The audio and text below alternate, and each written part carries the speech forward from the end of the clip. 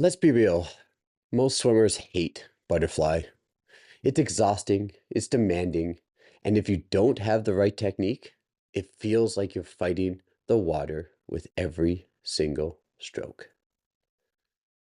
But what if I told you the secret to an easier, more powerful butterfly isn't in your arms, it's in your kick.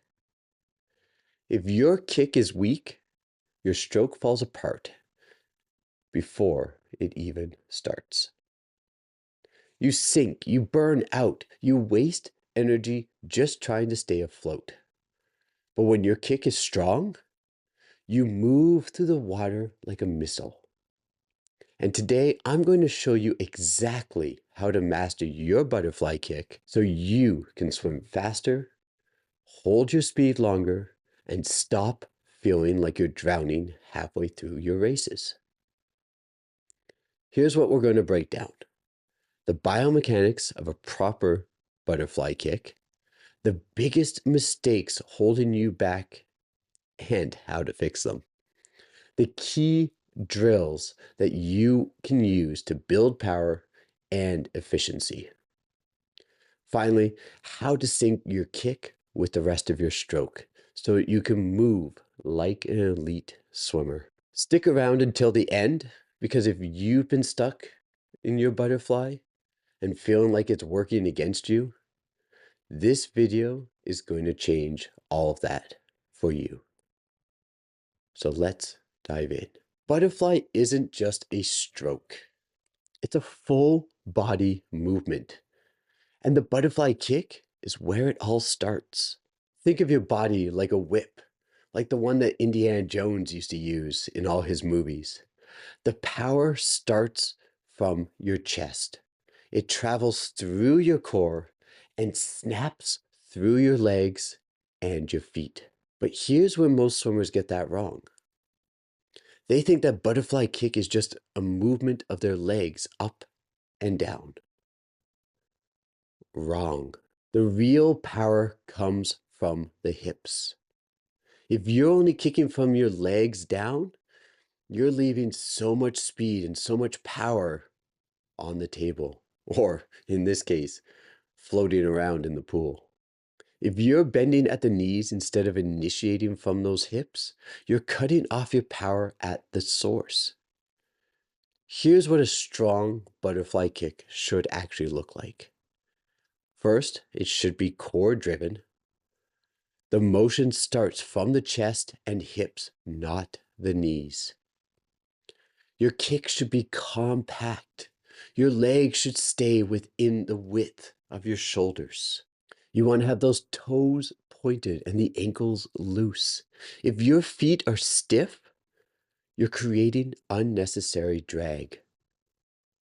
Just like the end of a whip, when you crack that whip, the end does not stay stiff. It moves fluidly with everything else.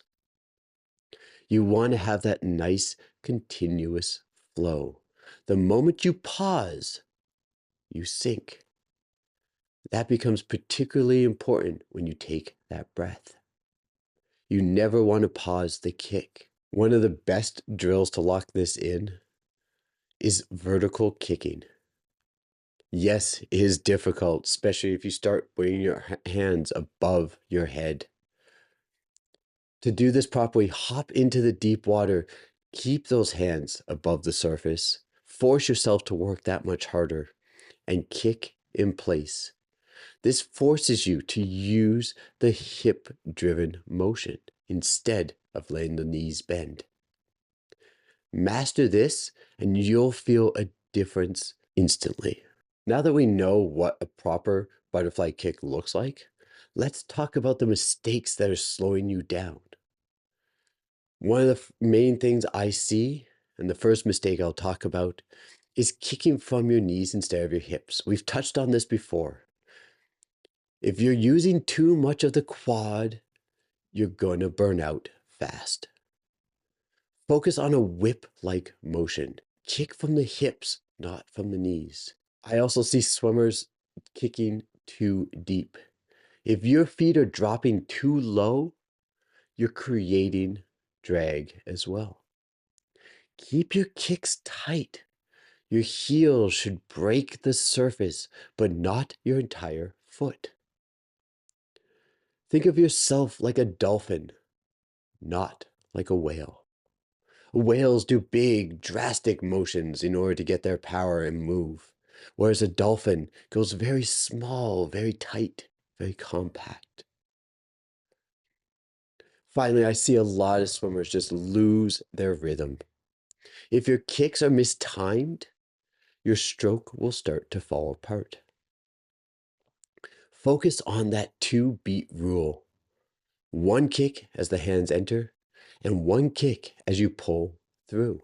One of the best ways to work on this and eliminate all three of these mistakes I see is doing body dolphin roll. Add a snorkel so you don't even have to think about the breath. Take your arms out of the equation and just focus on maintaining a fluid, consistent kick. Now that we've fixed the technique, let's talk about the power. If you want to hold your speed past the first 25 meters, 25 yards, your kick needs to be explosive and efficient. So here's how you build an engine that lasts. Do kick sets with resistance. Use fins, drag socks, or even power racks to overload your kick. One of the easiest, of course, is to add a chute and do some underwaters in nice, tight, streamlined position. Include those underwater dolphin kicks. Maximize your speed off of every single wall. Force yourself to do more kicks per lap. I had a swimmer recently actually work on this during our practice, and she told me towards the end that she was more exhausted now than she had been in any practice we had done prior to this. And it was all because she was working on those underwaters. She wants to improve her butterfly. And so she was working on that rhythm, working on that power. It's going to be incredible when it all comes together. Do kick tempo sets. Train both speed and endurance by alternating fast bursts with steady kicks. This gives you that ability to see how the bigger kicks are different from when you do smaller, tighter, compact kicks. One of the ways you can really start to build a lot of power is kick with a band around your ankles. This forces your core to do more of the work, making your kick stronger over time. My coach actually handed us old tire tubes that he had cut up for us that we use to band around our legs.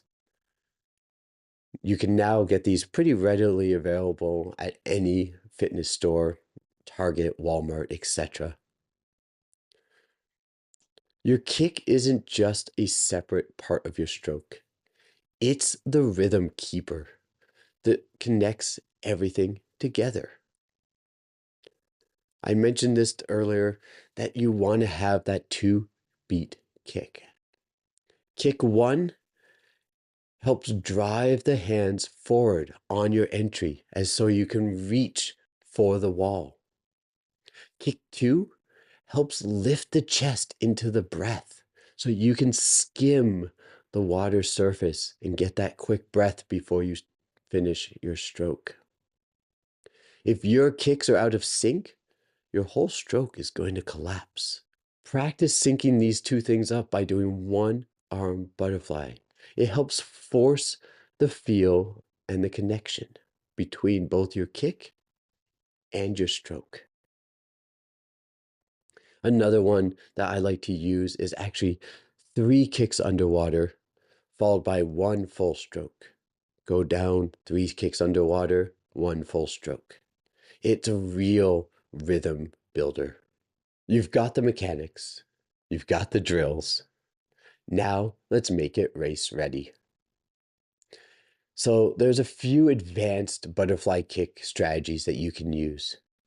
You want to taper your kick for races. What do I mean by that? You want to start controlled, then build to a faster tempo into the back half of a race.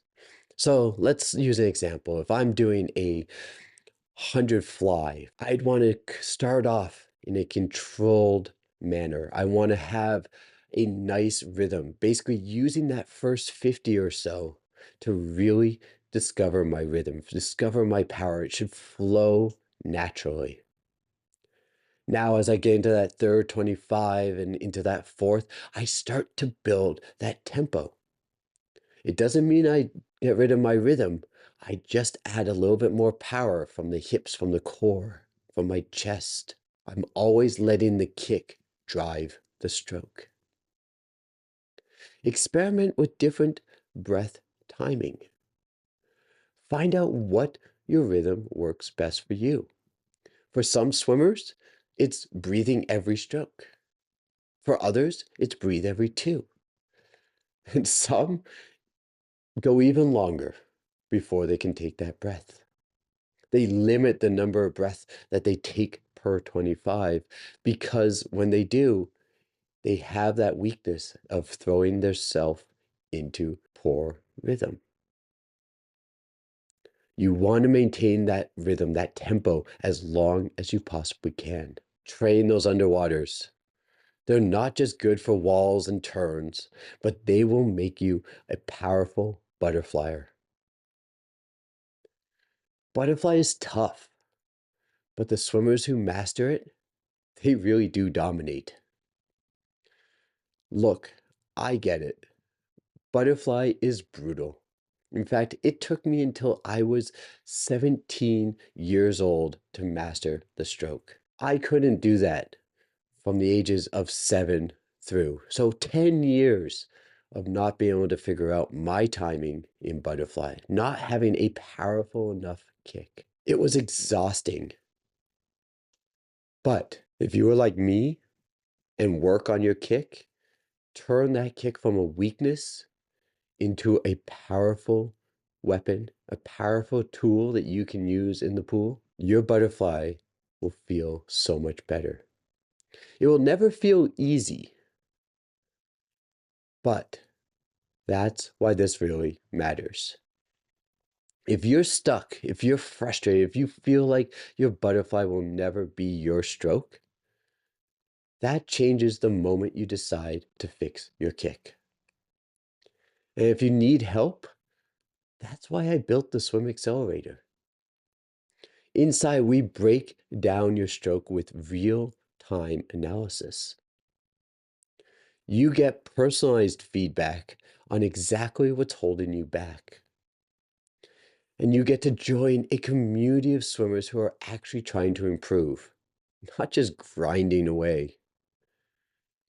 If you're tired of feeling stuck, if you want to swim butterfly with power and confidence, let's make it happen. Drop a comment below. I'm curious to know, what's the biggest struggle you have with your butterfly kick? Let's fix it together. And don't forget to hit that subscribe button, and I'll see you in the next video right here.